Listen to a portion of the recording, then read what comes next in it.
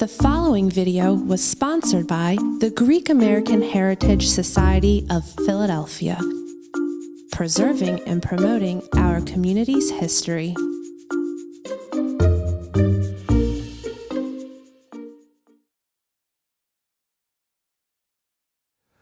Our guest today hails from Tsotili, a small town in the province of Kozani, Greece.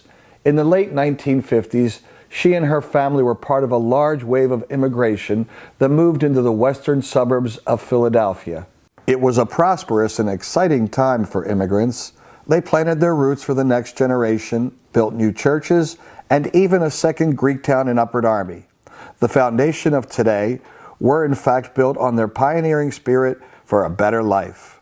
For some 25 years, our guest served and was part of this community. She served in many organizations and became a household name for countless Greeks and especially immigrant families. If you asked a friend today to recommend a doctor, her name was always at the top of the list. In January 2019, she closed her practice at 792 Garrett Road in Upper Darby. A generation of service as a family practitioner had come to an end, but it's also the start of the next stage of her life. Dr. Despina Tsirakoglou, welcome to Cosmos Philly. Thank you very much. Thank you for the invitation. Tell us a little bit about your early life. You're back in Greece, in Tsotili, and the region. What was it like for you and your family? Well, Lefteri, I was born in Greece, in the house in Tsotili, my grandmother's and grandfather's house.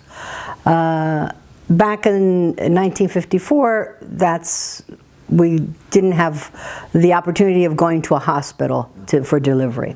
Plus, it was winter when I was born in January.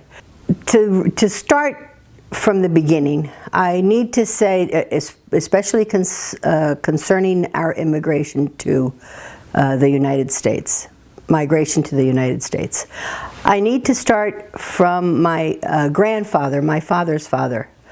My grandfather was a priest, Anthimos Boukidis. He served the community in Daphne, a small village, yes, in that area. He was lucky enough to marry Mr. Constantine Georgius, and with Sophia, his wife.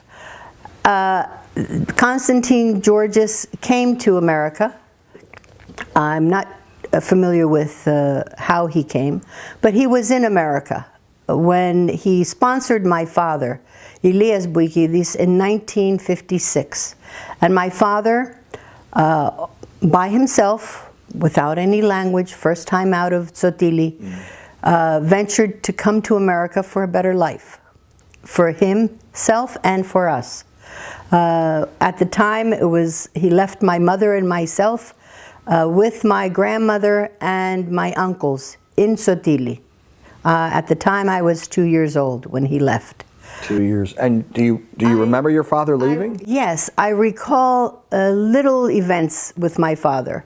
I have pictures where he has me on a moped or a motorcycle. And I recall that to me at the time, he seemed like a tall, grand man.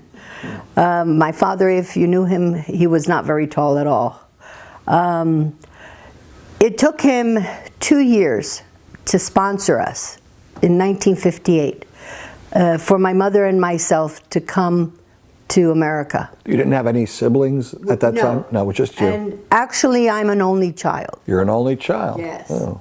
So in 1958, my mother, with the help of her brother and my father's brother, took us down to Patra in Greece and placed us on a train, on a ship, actually. So you actually came on a boat? We came on a boat, exactly. Tell us about that trip. That trip was, from what I recall, it was amazing. I was only 4 years old.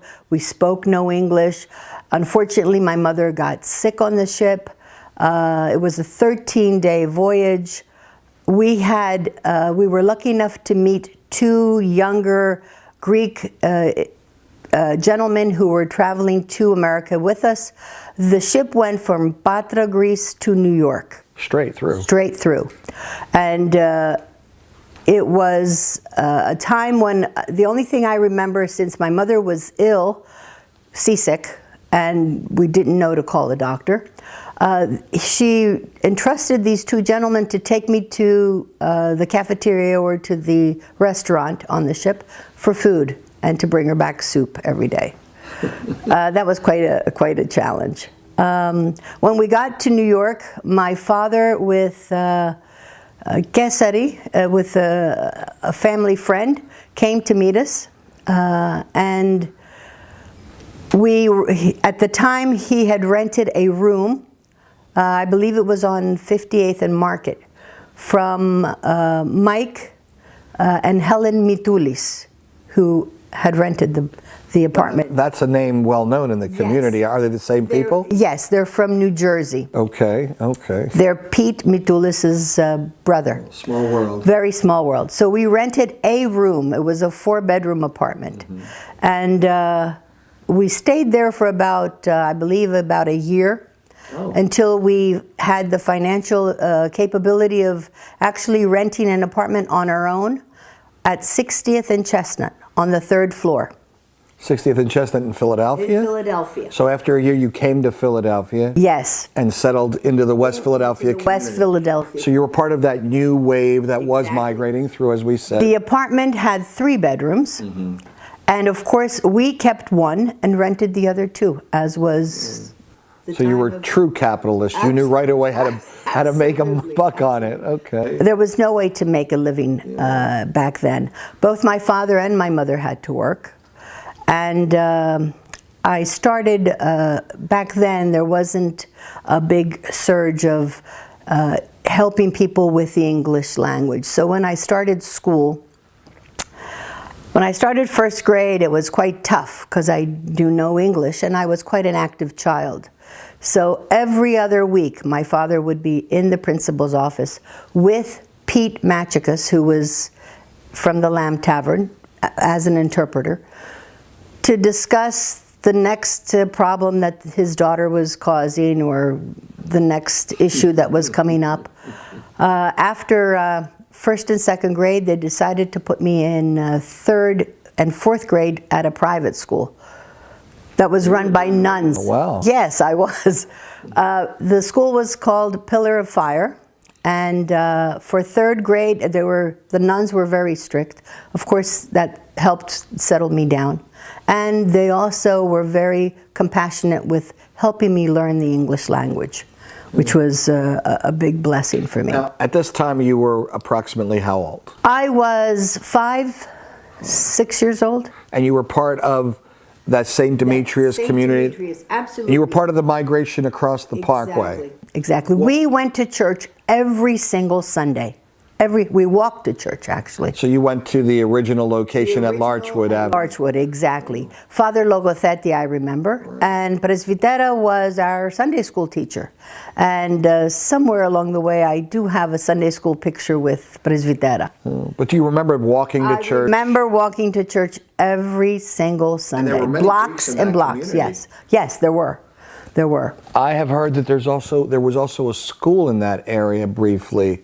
I don't know the details of it, but I've read something in some of the historical documents of St. Demetrius. I did not go to a Greek school. Did not go to a Greek because at the time, the trend was, and I know 1st and 2nd grade, the principal would always say, listen, you have to talk English to your daughter at home. No more Greek. She's got to be, of course, my parents knew no English, so that didn't really work out very well. So no, I didn't start Greek school at all. But you were attending St. Demetrius. St. Demetrius Sunday School every single Sunday. Right. And it must have been packed for you. It must have yes, been yes, it was wonderful. And do you remember how that wave came into Upper Darby then, and the transition? The trend back there was, or at least our decision to come to America, was to work 4 or 5 years and then to go back. Right. And in 1962, that's exactly what we did. Oh. We sold the apartment as is to another Greek who was coming into the area. He was bringing his family over, and we packed everything in baula, the trunks, Right. 3 of those, and we went back to Greece in 1962, in the summer of 1962, again with a ship, but this time we went through Paris. We went by train to Greece. And we were going to settle back in Greece. My parents, Back where you were from in Sotili? Yes, in Sotili. Either there or Thessaloniki. That was the plan. My parents had saved enough money that they were going to spend some money to invest in Greece and look for an appropriate home for us. Sotili had a very good reputation as a high school. So when we went back to Sotili in 1962, I started school there in September. Of course, I was supposed to be in 4th grade, the tallest in the class. I knew my English was perfect. My Greek was not so great. I didn't know how to read or write. So the children in 1st grade were teasing me, not to my face, but out in the community. My parents felt horrible, so they looked into a private school in Thessaloniki. The private school back then was Anatolia College, which is still there. Back then, you had to live in Thessaloniki for your child to attend. And my parents thought, well, if we have to live in Thessaloniki, it would take us 4 to 5 hours to go to Sotili. What's the difference? Then let's just go back to America. And that's what we did. Back in November of 1962, back on the ship, I believe it was the USS United States. But this was all based on your education? All based on my education. My parents were very interested in getting the right education for me.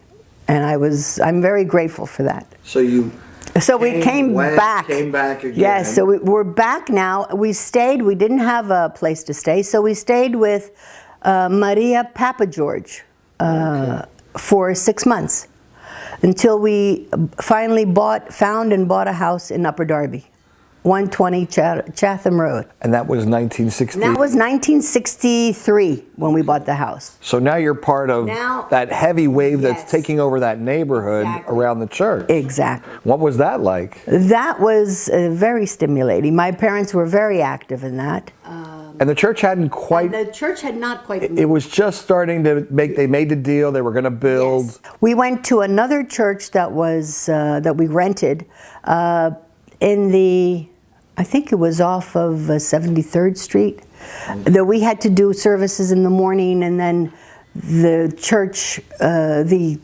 other church had to do their services during their normal hours. Okay. So we'd had that for about a year until St. Demetrius was built. Whoa. Yes. What was it like for you to see that church go up and be part of that? Yes, it was amazing. We were there. I remember when it was groundbreaking. I remember when they had the big celebration to open the door for the godfather to donate and to open the doors to St. Demetrius. I remember that.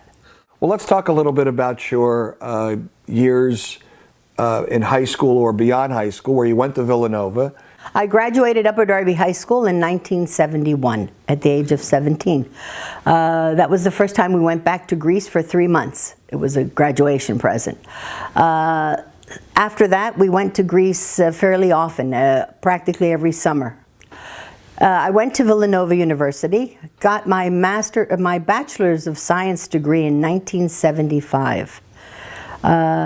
During that time, in 1974, I came in contact with my husband, Nick. I met him that year. Your future husband. My future husband. Right. Met him that year.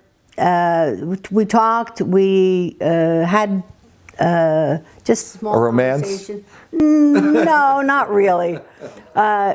When I graduated Villanova, we went back to Greece that year.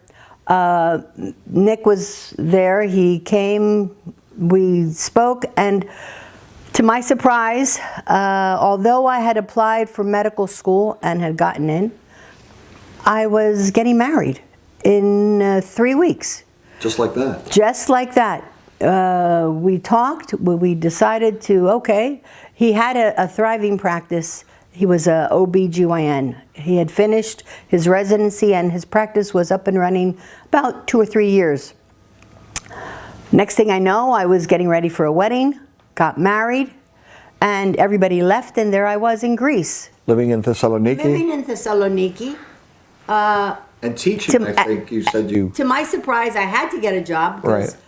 I never stayed longer than a vacation period in Thessaloniki or in Greece. It was much different. Back in 1975, women didn't drive. You didn't see women drivers out on the road. And all the cars were stick shift, so I learned to drive. And every time I would stop at a light, people would start yelling, "Go back home, you don't belong on the road." It was quite an experience. I was lucky enough to find a job teaching at Pinewood Schools. It was an American-based school, purely American, and I taught 7th to 12th grade biology. How long? For 2 years, approximately. Wonderful. It was wonderful. It was exciting. It was also new to me. I was not interested in teaching. I was really interested in med school. But it was an exciting period of my life. It was rewarding, actually. The students were eager to learn. The classes were small because these were diplomat students from diplomat parents, people that were stationed maybe in Japan and they were there for their children. So it was very exciting. It was purely all English. So it was a wonderful period of my life. How long did that last? We came back to the States in back to the States. Yes. And Nick decided to close his practice and attempt to start his residency over here in America. 1977, we came back to America and I had my first son here. At that point, medical school was out of the question. I went back to school and got my master's degree, working during the day in the luncheonette and going part-time to school. My master's degree I got from Villanova in 1982 in secondary education and biology, Masters of Science in Biology with a secondary education degree. I've got to ask this question back and forth. Yeah. You left at 4, you're back as a young woman, you're back to the States again.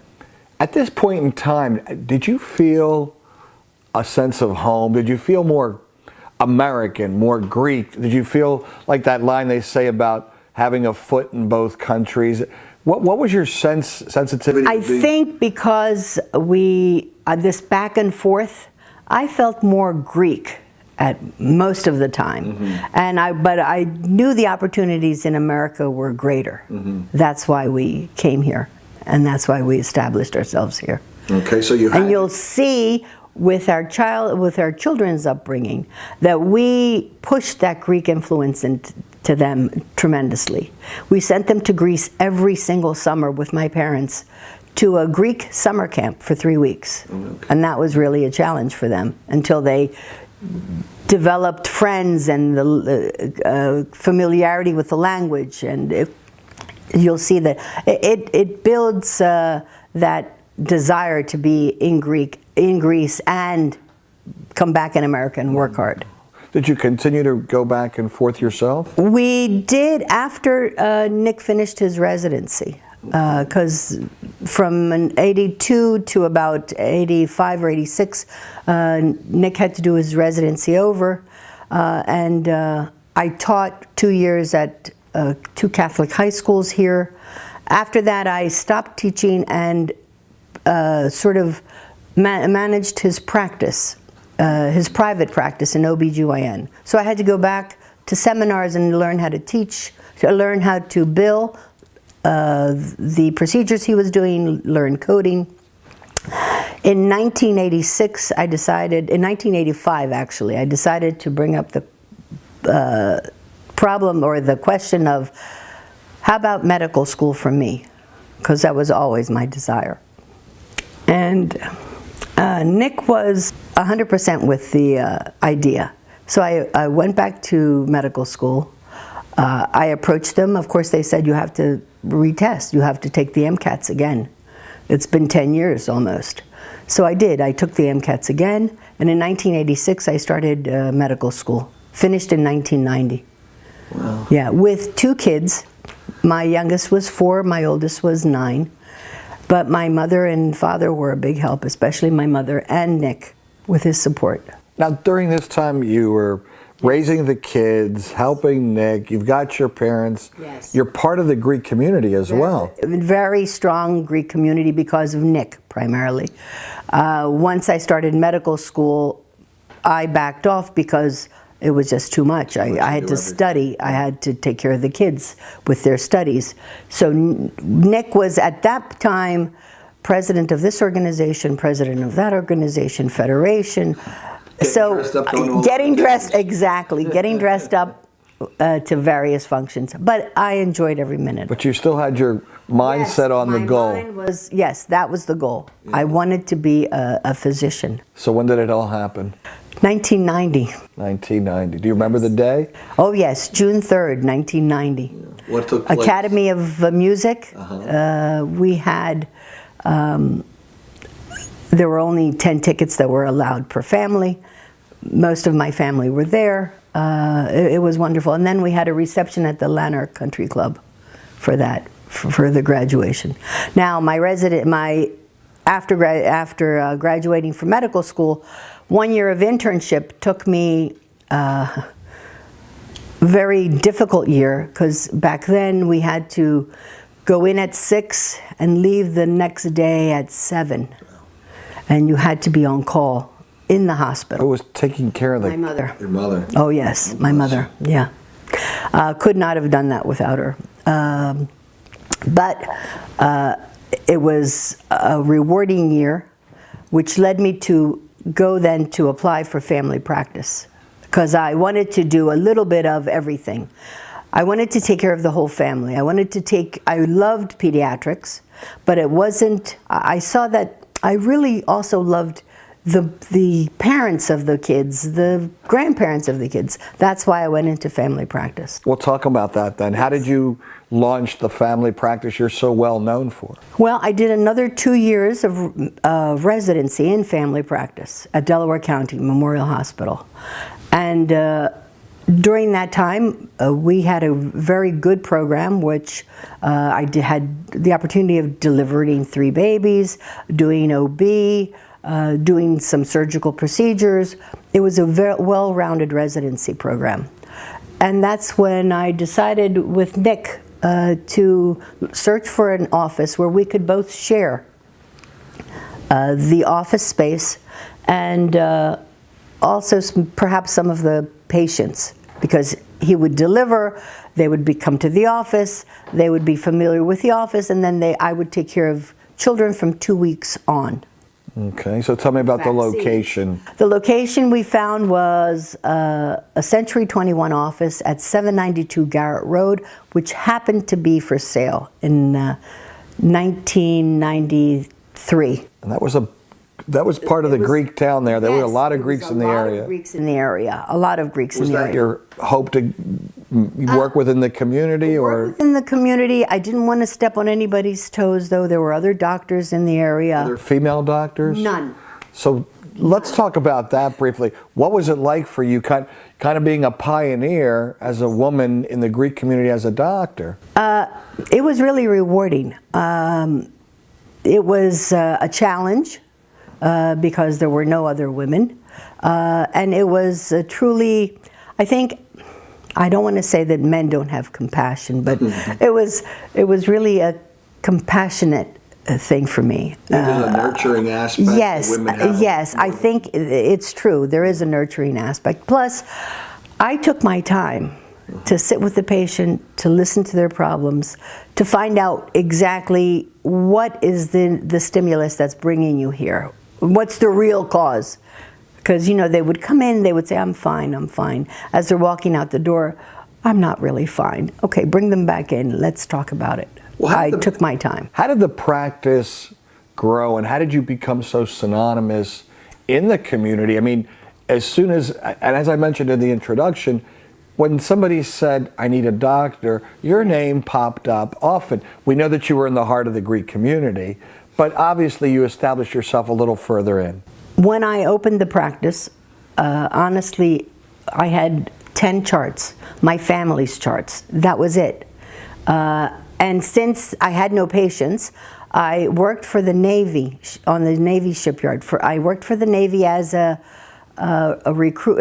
medical personnel, seeing all of their non-enlisted people. So if you were enlisted, you had a family member, wife, children, I would get to see them. So I worked there for 2 days. Wow. To sort of help the practice build up. And that was Monday and Wednesdays, and that's why I've still kept Wednesdays closed for the practice. I had received quite a bit of patients from that practice, from the Navy shipyard. So that was quite an experience.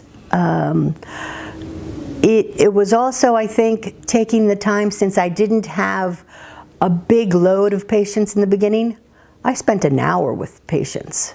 An hour, a full hour. Unheard of today, unheard of. Unheard of is true. I would spend 45 minutes with the patient. I took time. I think that's what helped my practice grow as it has grown. How long did it take to get to where it became so? 3 years. 3 years, that's fast. In 3 years, the accountant would have verified this. The practice was up and running. It was self-sufficient in 3 years. The first 2 years were hardly anything. Nick was supporting the practice with his work. But now, after 27, 28 years,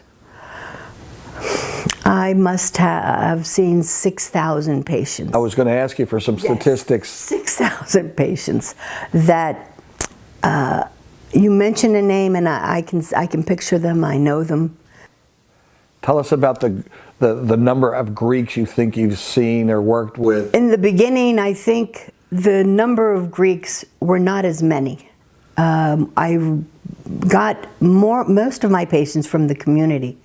There were Italians, there were a few Chinese, there were a few African Americans that were coming up from West Philly. There were a number of Greeks. But as the practice grew and the word went out,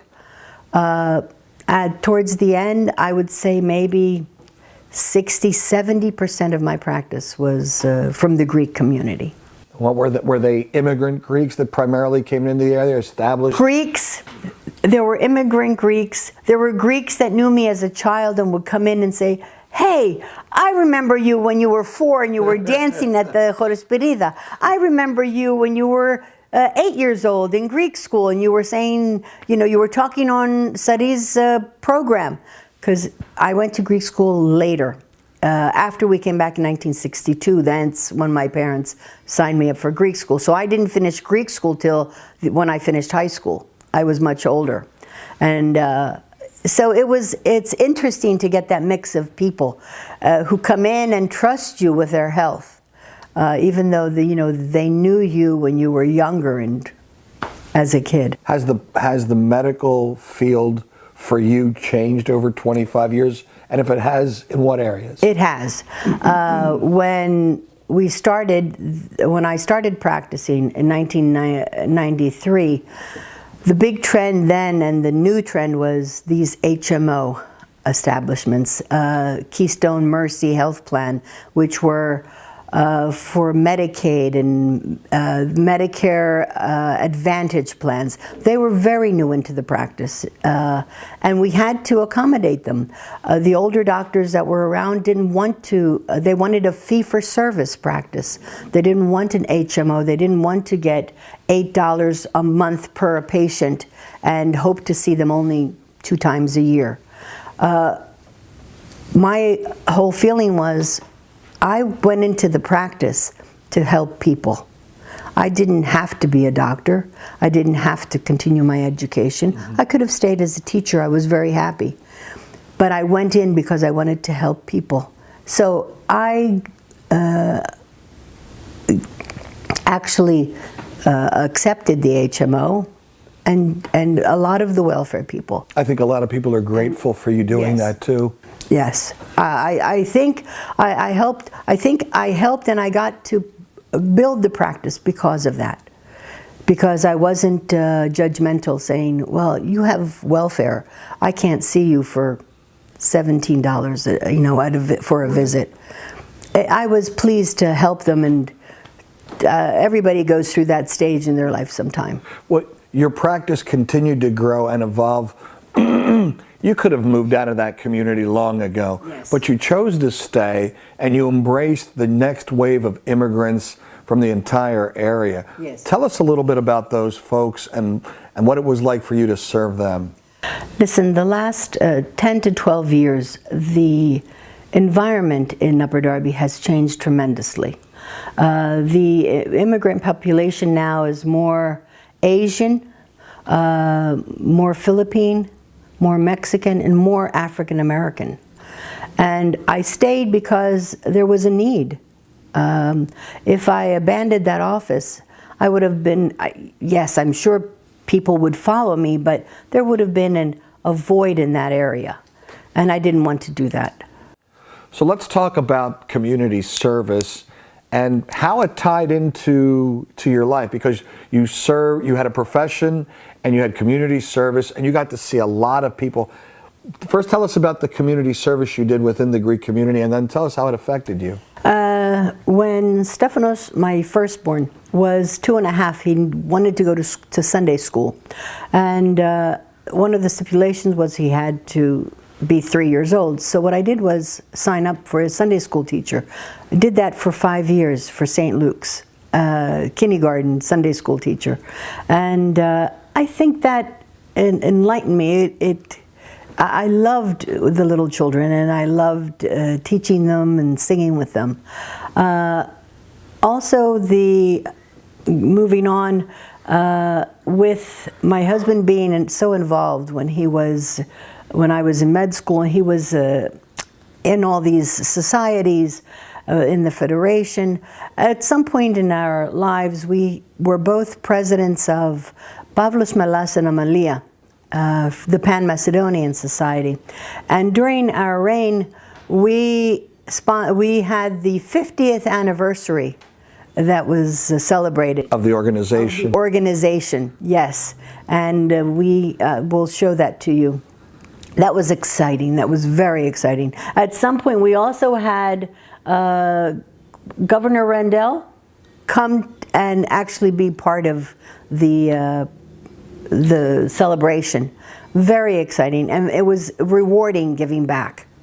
However, with trying to build up a practice and taking care of children and taking care of running around with my parents, with other activities, there was not enough time to actually do other things that perhaps I would have wanted. Well, that makes me post this question.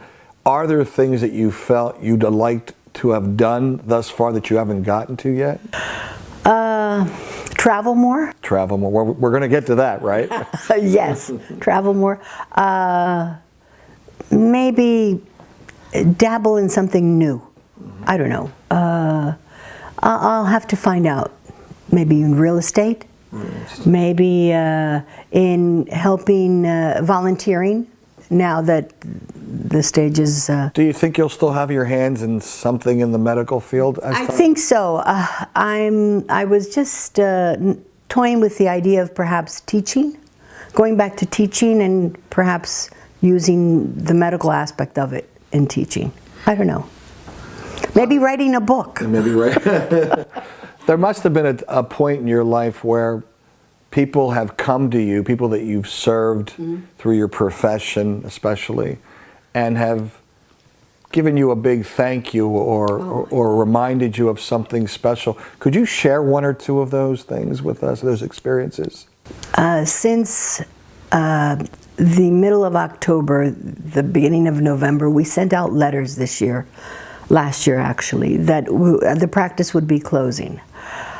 I have had patients coming from everywhere for the last goodbye, bringing gifts, bringing plaques, bringing memories, writing cards with things like, "You've helped my family going through hard times through all these years. And it was truly, I've had patients come in and give me blessings of other religions. We had recently one the other day she came in and she said, I need all of you. Called Dr. Nick, called Mary Lou, my receptionist, held our hands and blessed us for at least 10 minutes. Blessings. God help them. God thank you. God. It was amazing. I think we've gotten to this point where people are so thankful because I've seen all of their family members, from infancy to getting married, to having children, to their grandparents, and I was familiar with their family circumstances and tried to help them that way. So, and it's been a rewarding 20-some years. Wouldn't change it for anything. I'm sure that with your position in the community, you've been an inspiration to other women that have entered the medical field. Yes. Could you talk about that? Yes. I think since I could do it, I think a lot of people could do it, especially women.